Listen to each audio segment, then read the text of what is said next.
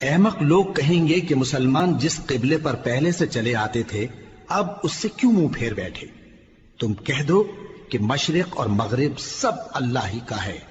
وہ جس کو چاہتا ہے سیدھے رستے پر چلاتا ہے، اور اسی طرح ہم نے تم کو امت معتدل بنایا ہے تاکہ تم لوگوں پر گواہ بنو اور پیغمبر آخر الزماں صلی اللہ علیہ وآلہ وسلم تم پر گواہ بنے۔ اور جس قبلے پر تم پہلے تھے اس کو ہم نے اس لیے مقرر کیا تھا کہ معلوم کریں کہ کون ہمارے پیغمبر کا تابع رہتا ہے اور کون الٹے پاؤں پھر جاتا ہے۔ اور یہ بات یعنی تحویل قبلہ لوگوں کو گراں معلوم ہوئی، مگر جن کو اللہ نے ہدایت بخشی ہے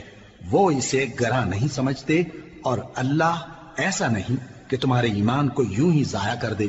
اللہ تو لوگوں پر بڑا مہربان ہے، صاحب رحمت ہے۔ اے پیغمبر صلی اللہ علیہ وآلہ وسلم، ہم تمہارا آسمان کی طرف منہ اٹھانا دیکھ رہے ہیں، سو ہم تم کو اسی قبلے کی طرف جس کو تم پسند کرتے ہو منہ کرنے کا حکم دیں گے، تو اپنا منہ مسجد حرام یعنی خانہ کعبہ کی طرف پھیر لو، اور تم لوگ جہاں ہوا کرو نماز پڑھنے کے وقت اسی مسجد کی طرف منہ کر لیا کرو۔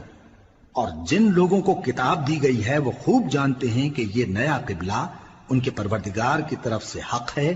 اور جو کام یہ لوگ کرتے ہیں اللہ ان سے بے خبر نہیں۔ اور اگر تم ان اہل کتاب کے پاس تمام نشانیاں بھی لے کر آؤ تو بھی یہ تمہارے قبلے کی پیروی نہ کریں، اور تم بھی ان کے قبلے کی پیروی کرنے والے نہیں ہو، اور ان میں سے بھی بعض کے قبلے کے پیرو نہیں۔ اور اگر تم باوجود اس کے کہ تمہارے پاس علم یعنی اللہ کا حکم آ چکا ہے ان کی خواہشوں کے پیچھے چلو گے تو ظالموں میں ہو جاؤ گے۔ جن لوگوں کو ہم نے کتاب دی ہے وہ ان پیغمبر آخر الزماں صلی اللہ علیہ وآلہ وسلم کو اس طرح پہچانتے ہیں جس طرح اپنے بیٹوں کو پہچانا کرتے ہیں، مگر ایک فریق ان میں سے سچی بات کو جان بوجھ کر چھپا رہا ہے۔ اے پیغمبر صلی اللہ علیہ وآلہ وسلم، یہ نیا قبلہ تمہارے پروردگار کی طرف سے حق ہے، تو تم ہرگز شک کرنے والوں میں نہ ہونا، اور ہر ایک شخص کے لیے ایک سمت مقرر ہے جدھر وہ عبادت کے وقت منہ کیا کرتا ہے، تو تم نیکیوں میں سبقت حاصل کرو۔ تم جہاں ہوگے اللہ تم سب کو جمع کرے گا، بے شک اللہ ہر چیز پر قادر ہے۔ اور تم جہاں سے نکلو نماز میں اپنا منہ مسجد حرام کی طرف کر لیا کرو، بے شبہ یہ تمہارے پروردگار کی طرف سے حق ہے، اور تم لوگ جو کچھ کرتے ہو اللہ اس سے بے خبر نہیں۔ اور تم جہاں سے نکلو مسجد حرام کی طرف منہ کر کے نماز پڑھا کرو، اور مسلمانوں تم جہاں ہوا کرو اسی مسجد کی طرف رخ کیا کرو۔ یہ تاکید اس لیے کی گئی ہے کہ لوگ تم کو کسی طرح کا الزام نہ دے سکیں، مگر ان میں سے جو ظالم ہیں وہ الزام دیں تو دیں، سو ان سے مت ڈرنا اور مجھی سے ڈرتے رہنا، اور یہ بھی مقصود ہے کہ میں تم کو اپنی تمام نعمتیں بخشوں، اور یہ بھی کہ تم راہ راست پر چلو۔ جس طرح من جملہ اور نعمتوں کے ہم نے تمہیں میں سے ایک رسول بھیجے ہیں جو تم کو ہماری آیتیں پڑھ پڑھ کر سناتے اور تمہیں پاک بناتے، اور کتاب یعنی قرآن اور دانائی سکھاتے ہیں، اور ایسی باتیں بتاتے ہیں جو تم پہلے نہیں جانتے تھے، سو تم مجھے یاد کیا کرو، میں تمہیں یاد کیا کروں گا، اور میرا احسان مانتے رہنا اور میری ناشکری نہ کرنا۔ اے ایمان والو، صبر اور نماز سے مدد لیا کرو، بے شک اللہ صبر کرنے والوں کے ساتھ ہے۔ اور جو لوگ اللہ کی راہ میں مارے جائیں ان کی نسبت یہ نہ کہنا کہ وہ مرے ہوئے ہیں، وہ مردہ نہیں بلکہ زندہ ہیں، لیکن تم کو شعور نہیں۔ اور ہم کسی قدر خوف اور بھوک اور مال اور جانوں اور میووں کے نقصان سے تمہاری آزمائش کریں گے، اور صبر کرنے والوں کو بشارت سنا دو کہ ان لوگوں پر جب کوئی مصیبت واقع ہوتی ہے تو کہتے ہیں کہ ہم اللہ ہی کا مال ہیں اور اسی کی طرف لوٹ کر جانے والے ہیں۔ یہی لوگ ہیں جن پر ان کے پروردگار کی عنایتیں ہیں اور خصوصی رحمت بھی ہے، اور یہی سیدھے رستے پر ہیں۔ بے شک کوہ صفا اور مروہ اللہ کی نشانیوں میں سے ہیں، تو جو شخص خانہ کعبہ کا حج یا عمرہ کرے اس پر کچھ گناہ نہیں کہ دونوں کے درمیان چکر لگائے، بلکہ یہ ایک نیک کام ہے، اور جو کوئی نیک کام کرے تو اللہ قدردان ہے، دانا ہے۔ جو لوگ ہمارے حکموں اور ہدایتوں کو جو ہم نے نازل کی ہیں کسی غرض فاسد سے چھپاتے ہیں، باوجود کہ ہم نے ان کو لوگوں کے سمجھانے کے لیے اپنی کتاب میں کھول کھول کر بیان کر دیا ہے۔ ایسوں پر اللہ اور تمام لعنت کرنے والے لعنت کرتے ہیں۔ ہاں، جو توبہ کرتے ہیں اور اپنی حالت درست کر لیتے ہیں اور احکام الہی کو صاف صاف بیان کر دیتے ہیں تو میں ان کے قصور معاف کر دیتا ہوں، اور میں بڑا معاف کرنے والا بڑا مہربان ہوں۔ جو لوگ کافر ہوئے اور کافر ہی مرے، ایسوں پر اللہ کی اور فرشتوں کی اور انسانوں کی سب کی لعنت، وہ ہمیشہ اسی لعنت میں گرفتار رہیں گے۔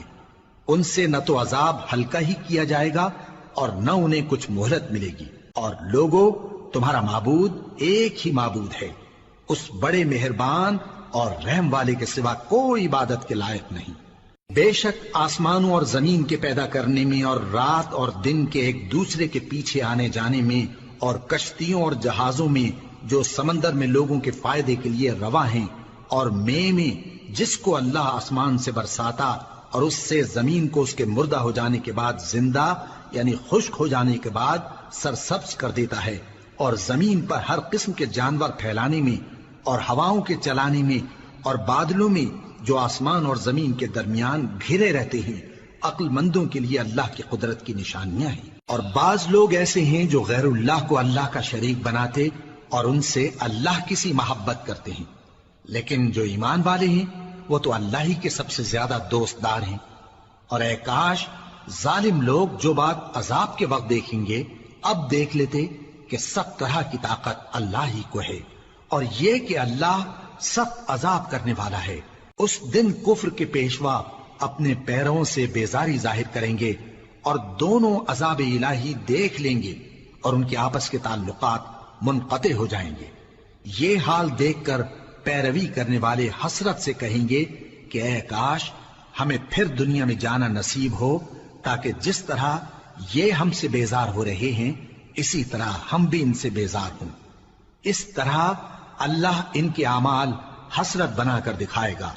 اور وہ دوزخ سے نکل نہیں سکیں گے۔ لوگوں، جو چیزیں زمین میں حلال طیب ہیں وہ کھاؤ، اور شیطان کے قدموں پر نہ چلو، وہ تمہارا کھلا دشمن ہے۔ وہ تو تم کو برائی اور بے حیائی ہی کے کام کرنے کو کہتا ہے، اور یہ بھی کہ اللہ کی نسبت ایسی باتیں کہو جن کا تمہیں کچھ بھی علم نہیں۔ اور جب ان لوگوں سے کہا جاتا ہے کہ جو کتاب اللہ نے نازل فرمائی ہے اس کی پیروی کرو، تو کہتے ہیں نہیں، بلکہ ہم تو اسی چیز کی پیروی کریں گے جس پر ہم نے اپنے باپ دادا کو پایا۔ بھلا اگرچہ ان کے باپ دادا نہ کچھ سمجھتے ہوں اور نہ سیدھے رستے پر ہوں، تب بھی وہ انہی کی تقلید کیے جائیں گے۔ جو لوگ کافر ہیں ان کی مثال اس شخص کی سی ہے جو کسی ایسی چیز کو آواز دے جو پکار اور آواز کے سوا کچھ سن نہ سکے۔ یہ بہرے ہیں، گونگے ہیں، اندھے ہیں کہ کچھ سمجھ ہی نہیں سکتے۔ اے اہل ایمان، جو پاکیزہ چیزیں ہم نے تم کو عطا فرمائی ہیں ان کو کھاؤ، اور اگر اللہ ہی کے بندے ہو تو اس کی نعمتوں کا شکر بھی ادا کرو۔ اس نے تو تم پر بس مرا ہوا جانور اور لہو اور سور کا گوشت اور جس چیز پر اللہ کے سوا کسی اور کا نام پکارا جائے حرام کر دیا ہے۔ ہاں، جو مجبور ہو جائے بشرطے کہ اللہ کی نافرمانی نہ کرے اور حد ضرورت سے باہر نہ نکل جائے، اس پر کچھ گناہ نہیں۔ بے شک اللہ بخشنے والا ہے، رحم کرنے والا ہے۔ جو لوگ اللہ کی کتاب سے ان آیتوں اور ہدایتوں کو جو اس نے نازل فرمائی ہیں چھپاتے اور ان کے بدلے تھوڑی سی قیمت یعنی دنیاوی منفعت حاصل کرتے ہیں، وہ اپنے پیٹوں میں محض آگ بھرتے ہیں۔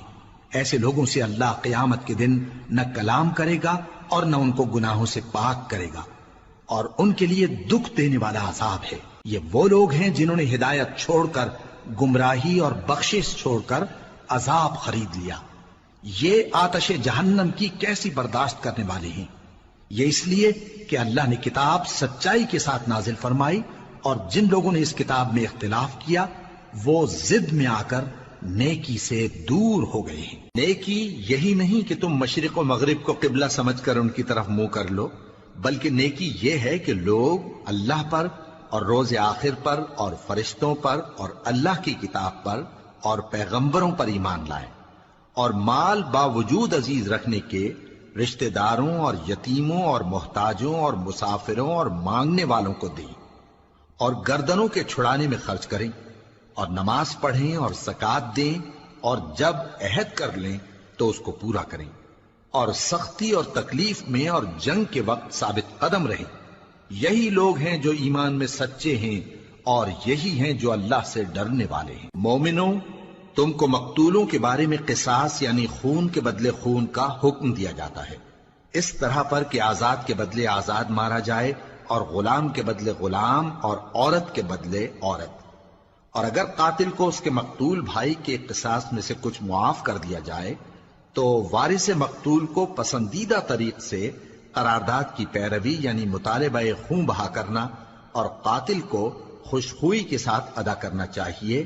یہ تمہارے پروردگار کی طرف سے تمہارے لیے آسانی اور مہربانی ہے۔ اب جو اس کے بعد زیادتی کرے اس کے لیے دکھ کا عذاب ہے۔ اور اے اہل عقل، حکم قصاص میں تمہاری زندگانی ہے کہ تم قتل و خونریزی سے بچو۔ تم پر فرض کیا جاتا ہے کہ جب تم میں سے کسی کو موت کا وقت آ جائے تو اگر وہ کچھ مال چھوڑ جانے والا ہو تو ماں باپ اور رشتہ داروں کے لیے دستور کے مطابق وصیت کر جائے۔ اللہ سے ڈرنے والوں پر یہ ایک حق ہے۔ پھر جو شخص وصیت کو سننے کے بعد اس کو بدل ڈالے تو اس کے بدلنے کا گناہ انہی لوگوں پر ہے جو اس کو بدلیں، اور بے شک اللہ سنتا جانتا ہے۔ اب اگر کسی کو وصیت کرنے والے کی طرف سے کسی وارث کی طرفداری یا حق تلفی کا اندیشہ ہو تو اگر وہ وصیت کو بدل کر وارثوں میں صلح کرا دے تو اس پر کچھ گناہ نہیں، بے شک اللہ بخشنے والا ہے، رحم والا ہے۔ مومنوں، تم پر روزے فرض کیے گئے ہیں جس طرح تم سے پہلے لوگوں پر فرض کیے گئے تھے تاکہ تم پرہیزگار بنو۔ روزوں کے دن گنتی کے چند روز ہیں، تو جو شخص تم میں سے بیمار ہو یا سفر میں ہو تو دوسرے دنوں میں روزوں کا شمار پورا کر لے۔ اور جو لوگ روزہ رکھنے کی طاقت رکھیں لیکن رکھیں نہیں، وہ روزے کے بدلے محتاج کو کھانا کھلا دیں۔ اور جو کوئی اپنی مرضی سے زیادہ نیکی کرے تو اس کے حق میں زیادہ اچھا ہے، اور اگر سمجھو تو روزہ رکھنا ہی تمہارے حق میں بہتر ہے۔ روزوں کا مہینہ رمضان کا مہینہ ہے جس میں قرآن اول نازل ہوا، جو لوگوں کا رہنما ہے اور جس میں ہدایت کی کھلی نشانیاں ہیں، اور جو حق و باطل کو الگ الگ کرنے والا ہے۔ تو جو کوئی تم میں سے اس مہینے میں موجود ہو چاہیے کہ پورے مہینے کے روزے رکھے، اور جو بیمار ہو یا سفر میں ہو تو دوسرے دنوں میں روزے رکھ کر ان کا شمار پورا کر لے۔ اللہ تمہارے حق میں آسانی چاہتا ہے اور سختی نہیں چاہتا، اور یہ آسانی کا حکم اس لیے دیا گیا ہے کہ تم روزوں کا شمار پورا کر لو، اور اس احسان کے بدلے کہ اللہ نے تم کو ہدایت بخشی ہے تم اس کو بزرگی سے یاد کرو اور اس کا شکر کرو۔ اور اے پیغمبر، جب تم سے میرے بندے میرے بارے میں دریافت کریں تو انہیں معلوم ہو کہ میں تو تمہارے پاس ہی ہوں۔ جب کوئی پکارنے والا مجھے پکارتا ہے تو میں اس کی دعا قبول کرتا ہوں۔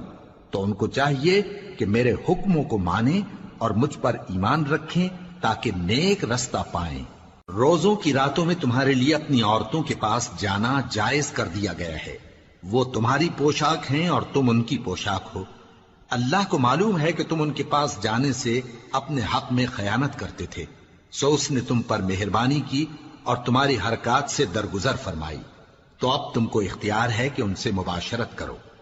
اور اللہ نے جو چیز تمہارے لیے لکھ رکھی ہے یعنی اولاد، اس کو اللہ سے طلب کرو اور کھاؤ اور پیو، یہاں تک کہ صبح کی سفید دھاری رات کی سیاہ دھاری سے الگ نظر آنے لگے۔ پھر روزہ رکھ کر رات تک پورا کرو، اور جب تم مسجدوں میں اعتکاف بیٹھتے ہو تو ان سے مباشرت نہ کرو، یہ اللہ کی حدیں ہیں، ان کے پاس نہ جانا۔ اسی طرح اللہ اپنی آیتیں لوگوں کے سمجھانے کے لیے کھول کھول کر بیان فرماتا ہے تاکہ وہ پرہیزگار بنے۔ اور آپس میں ایک دوسرے کا مال ناحق نہ کھاؤ، اور نہ اس کو رشوتاً حاکموں کے پاس پہنچاؤ تاکہ لوگوں کے مال کا کچھ حصہ ناجائز طور پر کھا جاؤ، اور اسے تم جانتے بھی ہو۔ اے پیغمبر، لوگ تم سے نئے چاند کے بارے میں دریافت کرتے ہیں کہ گھٹتا بڑھتا کیوں ہے۔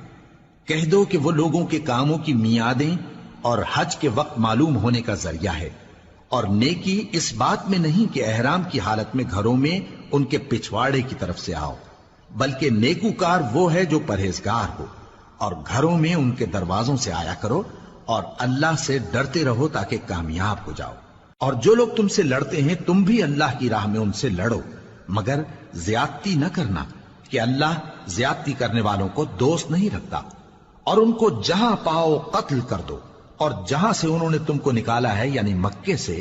وہاں سے تم بھی ان کو نکال دو۔ اور دین سے گمراہ کرنے کا فساد قتل و خونریزی سے کہیں بڑھ کر ہے،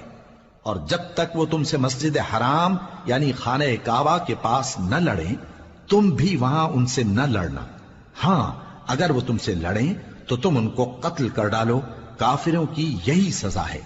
پھر اگر وہ باز آ جائیں تو اللہ بخشنے والا ہے، رحم کرنے والا ہے۔ اور ان سے اس وقت تک لڑتے رہنا کہ فساد نابود ہو جائے اور ملک میں اللہ ہی کا دین غالب ہو جائے۔ پھر اگر وہ فساد سے باز آ جائیں تو ظالموں کے سوا کسی پر زیادتی نہیں کرنی چاہیے۔ ادب کا مہینہ ادب کے مہینے کے مقابل ہے، اور ادب کی چیزیں ایک دوسرے کا بدلہ ہیں۔ پس اگر کوئی تم پر زیادتی کرے تو جیسی زیادتی وہ تم پر کرے ویسی ہی تم اس پر کرو، اور اللہ سے ڈرتے رہو اور جان رکھو کہ اللہ ڈرنے والوں کے ساتھ ہے۔ اور اللہ کی راہ میں مال خرچ کرو اور اپنے آپ کو ہلاکت میں نہ ڈالو، اور نیکی کرو، بے شک اللہ نیکی کرنے والوں کو دوست رکھتا ہے۔ اور اللہ کی خوشنودی کے لیے حج اور عمرے کو پورا کرو، اور اگر راستے میں روک لیے جاؤ تو جیسی قربانی میسر ہو کر دو، اور جب تک قربانی اپنے مقام پر نہ پہنچ جائے سر نہ منڈاؤ۔ اور اگر کوئی تم میں بیمار ہو یا اس کے سر میں کسی طرح کی تکلیف ہو تو اگر وہ سر منڈا لے تو اس کے بدلے روزے رکھے یا صدقہ دے یا قربانی کرے۔ پھر جب تکلیف دور ہو کر تم مطمئن ہو جاؤ تو جو تم میں حج کے وقت تک عمرے سے فائدہ اٹھانا چاہے وہ جیسی قربانی میسر ہو کرے، اور جس کو قربانی نہ ملے وہ 3 روزے ایام حج میں رکھے اور 7 جب واپس ہو، یہ پورے 10 ہوئے۔ یہ حکم اس شخص کے لیے ہے جس کے اہل و عیال مکے میں نہ رہتے ہوں۔ اور اللہ سے ڈرتے رہو اور جان رکھو کہ اللہ سخت عذاب دینے والا ہے۔ حج کے مہینے معین ہیں جو معلوم ہیں، تو جو شخص ان مہینوں میں حج کی نیت کر لے تو حج کے دنوں میں نہ عورتوں سے اختلاط کرے، نہ کوئی برا کام کرے اور نہ کسی سے جھگڑے۔ اور جو نیک کام تم کرو گے وہ اللہ کو معلوم ہو جائے گا۔ اور زاد راہ یعنی رستے کا خرچ ساتھ لے جاؤ، کیونکہ بہترین زاد راہ پرہیزگاری ہے۔ اور اے اہل عقل، مجھی سے ڈرتے رہو، اس کا تمہیں کچھ گناہ نہیں کہ حج کے دنوں میں بذریعہ تجارت اپنے پروردگار سے روزی طلب کرو۔ اور جب عرفات سے واپس ہونے لگو تو مشعر حرام یعنی مزدلفہ میں اللہ کا ذکر کرو، اور اس طرح ذکر کرو جس طرح اس نے تم کو سکھایا، اور اس سے پیشتر تم لوگ ان طریقوں سے محض ناواقف تھے۔ پھر جہاں سے اور لوگ واپس ہوں وہیں سے تم بھی واپس ہو، اور اللہ سے بخشش مانگو، بے شک اللہ بخشنے والا ہے، رحمت کرنے والا ہے۔ پھر جب حج کے تمام ارکان پورے کر چکو تو مینا میں اللہ کو یاد کرو جس طرح اپنے باپ دادا کو یاد کیا کرتے تھے، بلکہ اس سے بھی زیادہ۔ اور بعض لوگ ایسے ہیں جو اللہ سے التجا کرتے ہیں کہ اے پروردگار ہم کو جو دینا ہے دنیا ہی میں دے دے، اور ایسے لوگوں کا آخرت میں کچھ حصہ نہیں۔ اور بعض ایسے ہیں کہ دعا کرتے ہیں کہ پروردگار ہم کو دنیا میں بھی نعمت عطا فرما اور آخرت میں بھی نعمت بخشیو اور دوزخ کے عذاب سے محفوظ رکھیو۔ یہی لوگ ہیں جن کے لیے ان کے کاموں کا حصہ یعنی اجر نیک تیار ہے، اور اللہ جلد حساب لینے والا ہے۔ اور قیام منا کے دنوں میں جو گنتی کے دن ہیں اللہ کو یاد کرو۔ اگر کوئی جلدی کرے اور 2 ہی دن میں چل دے تو اس پر بھی کچھ گناہ نہیں، اور جو بات تک ٹھہرا رہے اس پر بھی کچھ گناہ نہیں۔ یہ باتیں اس شخص کے لیے ہیں جو اللہ سے ڈرے، اور تم لوگ اللہ سے ڈرتے رہو اور جان رکھو کہ تم سب اس کے پاس جمع کیے جاؤ گے۔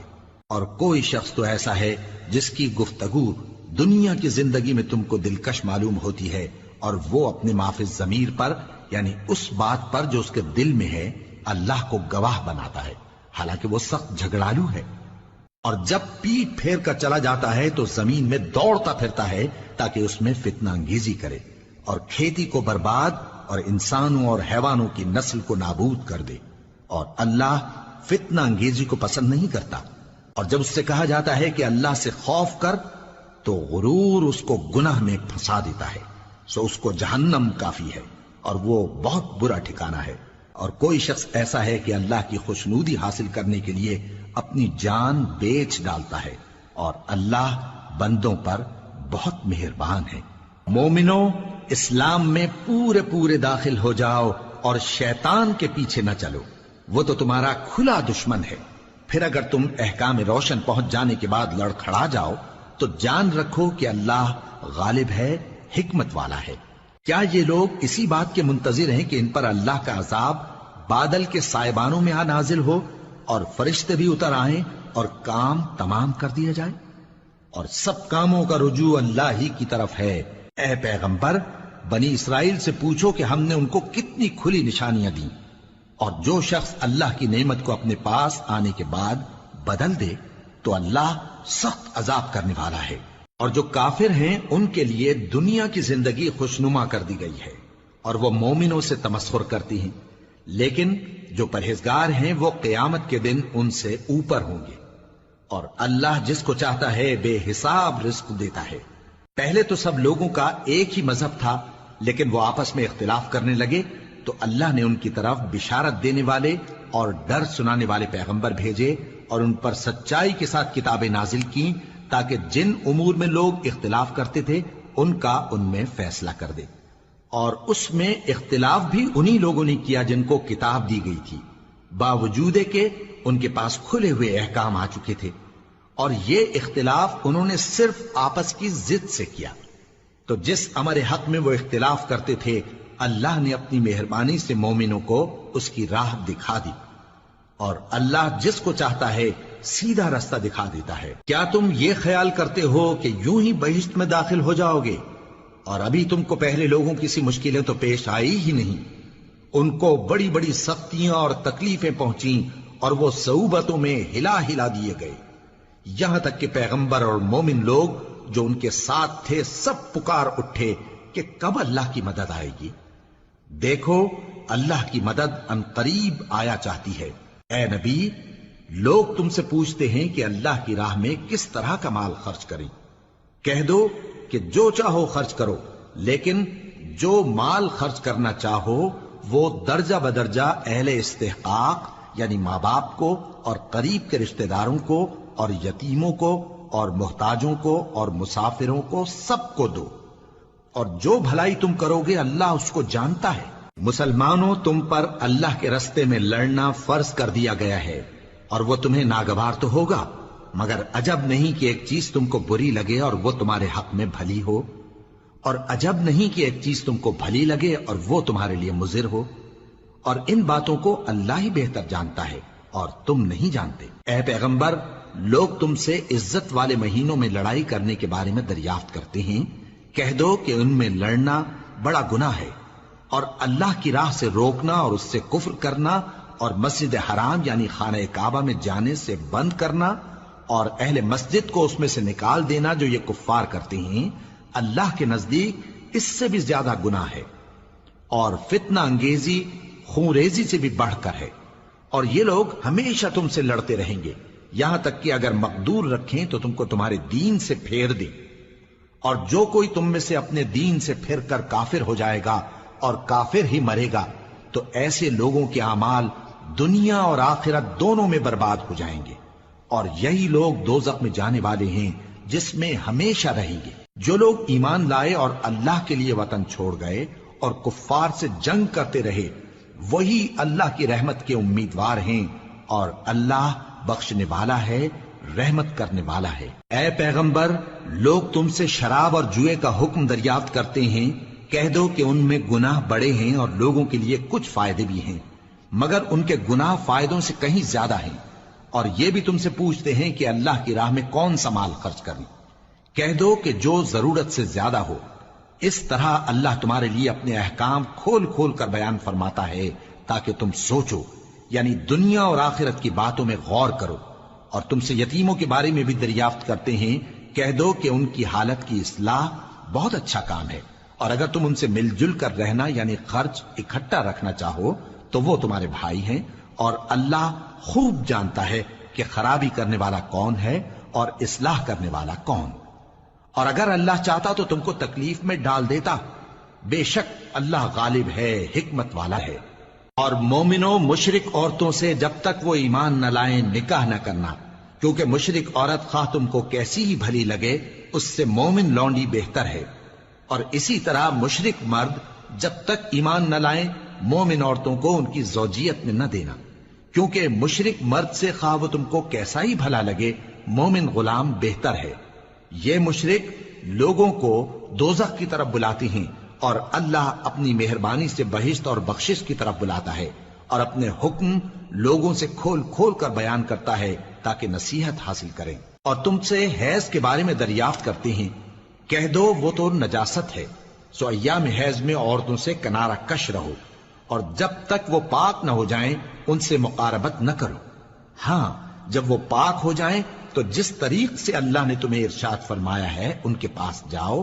کچھ شک نہیں کہ اللہ توبہ کرنے والوں اور پاک صاف رہنے والوں کو دوست رکھتا ہے۔ تمہاری عورتیں تمہاری کھیتی ہیں، تو اپنی کھیتی میں جس طرح چاہو جاؤ، اور اپنے لیے نیک عمل آگے بھیجو، اور اللہ سے ڈرتے رہو، اور جان رکھو کہ ایک دن تمہیں اس کے روبرو حاضر ہونا ہے۔ اور اے پیغمبر ایمان والوں کو بشارت سنا دو، اور اللہ کے نام کو اس بات کا ہیلا نہ بنانا کہ اس کی قسمیں کھا کھا کر سلوک کرنے اور پرہیزگاری کرنے اور لوگوں میں صلح و سازگاری کرانے سے رک جاؤ، اور اللہ سب کچھ سنتا ہے جانتا ہے۔ اللہ تمہاری لغو قسموں پر تم سے مواخذہ نہیں کرے گا، لیکن جو قسمیں تم قصد دلی سے کھاؤ گے ان پر مواخذہ کرے گا، اور اللہ بخشنے والا ہے بردبار ہے۔ جو لوگ اپنی عورتوں کے پاس جانے کی قسم کھا لیں ان کو 4 مہینے تک انتظار کرنا چاہیے۔ اگر اس عرصے میں قسم سے رجوع کر لیں تو اللہ بخشنے والا ہے، مہربان ہے، اور اگر طلاق کا ارادہ کر لیں تو بھی اللہ سنتا ہے جانتا ہے۔ اور طلاق والی عورتیں 3 حیض تک اپنے تئیں روکے رہیں، اور اگر وہ اللہ اور روز قیامت پر ایمان رکھتی ہیں تو ان کو جائز نہیں کہ اللہ نے جو کچھ ان کے شکم میں پیدا کیا ہے اس کو چھپائیں، اور ان کے خاوند اگر پھر موافقت چاہیں تو اس مدت میں وہ ان کو اپنی زوجیت میں لے لینے کے زیادہ حقدار ہیں۔ اور عورتوں کا حق مردوں پر ویسا ہی ہے جیسے دستور کے مطابق مردوں کا حق عورتوں پر ہے، البتہ مردوں کو عورتوں پر 1 درجہ فضیلت ہے، اور اللہ غالب ہے صاحب حکمت ہے۔ طلاق صرف 2 بار ہے، یعنی جب 2 دفعہ طلاق دے دی جائے تو پھر عورتوں کو یا تو بطریق شائستہ نکاح میں رہنے دینا ہے یا بھلائی کے ساتھ چھوڑ دینا، اور یہ جائز نہیں کہ جو مہر تم ان کو دے چکے ہو اس میں سے کچھ واپس لے لو۔ ہاں اگر زن و شوہر کو خوف ہو کہ وہ اللہ کی حدوں کو قائم نہیں رکھ سکیں گے تو اگر عورت خاوند کے ہاتھ سے رہائی پانے کے بدلے میں کچھ دے ڈالے تو دونوں پر کچھ گناہ نہیں۔ یہ اللہ کی مقرر کی ہوئی حدیں ہیں، ان سے باہر نہ نکلنا، اور جو لوگ اللہ کی حدوں سے باہر نکل جائیں گے وہ گناہگار ہوں گے۔ پھر اگر شوہر 2 طلاقوں کے بعد تیسری طلاق عورت کو دے دے تو اس کے بعد جب تک عورت کسی دوسرے شخص سے نکاح نہ کر لے اس پہلے شوہر پر حلال نہ ہوگی۔ ہاں اگر دوسرا خاوند بھی طلاق دے دے اور عورت اور پہلا خاوند پھر ایک دوسرے کی طرف رجوع کر لیں تو ان پر کچھ گناہ نہیں، بشرطے کہ دونوں یقین کریں کہ اللہ کی حدوں کو قائم رکھ سکیں گے، اور یہ اللہ کی حدیں ہیں، ان کو وہ ان لوگوں کے لیے بیان فرماتا ہے جو علم رکھتے ہیں۔ اور جب تم عورتوں کو 2 دفعہ طلاق دے چکو اور ان کی عدت پوری ہو جائے تو انہیں یا تو حسن سلوک سے نکاح میں رہنے دو یا بطریق شائستہ رخصت کر دو، اور اس نیت سے ان کو نکاح میں نہ رہنے دینا چاہیے کہ انہیں تکلیف دو اور ان پر زیادتی کرو، اور جو ایسا کرے گا وہ اپنا ہی نقصان کرے گا۔ اور اللہ کے احکام کو ہنسی اور کھیل نہ بناؤ،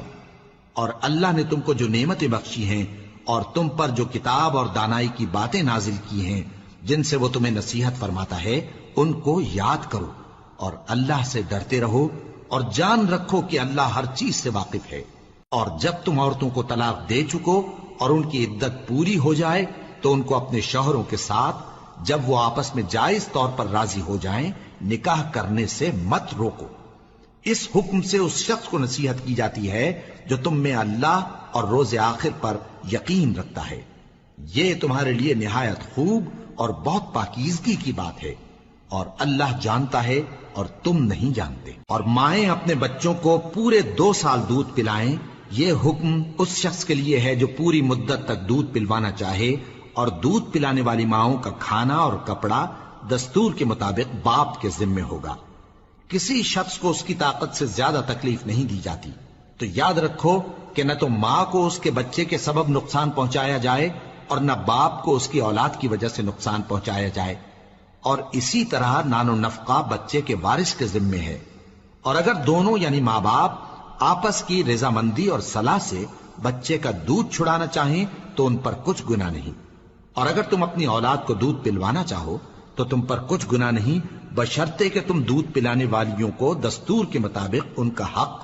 جو تم نے دینا کیا تھا دے دو، اور اللہ سے ڈرتے رہو اور جان رکھو کہ جو کچھ تم کرتے ہو اللہ اس کو دیکھ رہا ہے۔ اور جو لوگ تم میں سے مر جائیں اور عورتیں چھوڑ جائیں تو وہ عورتیں 4 مہینے اور 10 دن اپنے آپ کو روکے رہیں، اور جب یہ عدت پوری کر چکیں اور اپنے حق میں پسندیدہ کام یعنی نکاح کر لیں تو تم پر کچھ گناہ نہیں، اور اللہ تمہارے سب کاموں سے واقف ہے۔ اگر تم اشارے کنائے میں عورتوں کو نکاح کا پیغام بھیجو یا نکاح کی خواہش کو اپنے دلوں میں مخفی رکھو تو تم پر کچھ گناہ نہیں۔ اللہ کو معلوم ہے کہ تم ان سے نکاح کا ذکر کرو گے، مگر ایام عدت میں اس کے سوا کے دستور کے مطابق کوئی بات کہہ دو، پوشیدہ طور پر ان سے قول و قرار نہ کرنا، اور جب تک عدت پوری نہ ہو لے نکاح کا پختہ ارادہ نہ کرنا، اور جان رکھو کہ جو کچھ تمہارے دلوں میں ہے اللہ کو سب معلوم ہے، تو اس سے ڈرتے رہو اور جان رکھو کہ اللہ بخشنے والا ہے، حلم والا ہے۔ اور اگر تم عورتوں کو ان کے پاس جانے یا ان کا مہر مقرر کرنے سے پہلے طلاق دے دو تو تم پر کچھ گناہ نہیں، ہاں ان کو دستور کے مطابق کچھ خرچ ضرور دو، یعنی مقدور والا اپنے مقدور کے مطابق دے اور تنگ دست اپنی حیثیت کے مطابق۔ نیک لوگوں پر یہ ایک طرح کا حق ہے۔ اور اگر تم عورتوں کو ان کے پاس جانے سے پہلے طلاق دے دو لیکن مہر مقرر کر چکے ہو تو آدھا مہر دینا ہوگا، ہاں اگر عورتیں مہر بخش دیں یا مرد جن کے ہاتھ میں عقد نکاح ہے اپنا حق چھوڑ دیں اور پورا مہر دے دیں تو ان کو اختیار ہے، اور اگر تم مرد لوگ ہی اپنا حق چھوڑ دو تو یہ پرہیزگاری کی بات ہے، اور آپس میں بھلائی کرنے کو فراموش نہ کرنا، کچھ شک نہیں کہ اللہ تمہارے سب کاموں کو دیکھ رہا ہے۔ مسلمانوں، سب نمازیں خصوصاً بیچ کی نماز یعنی نماز عصر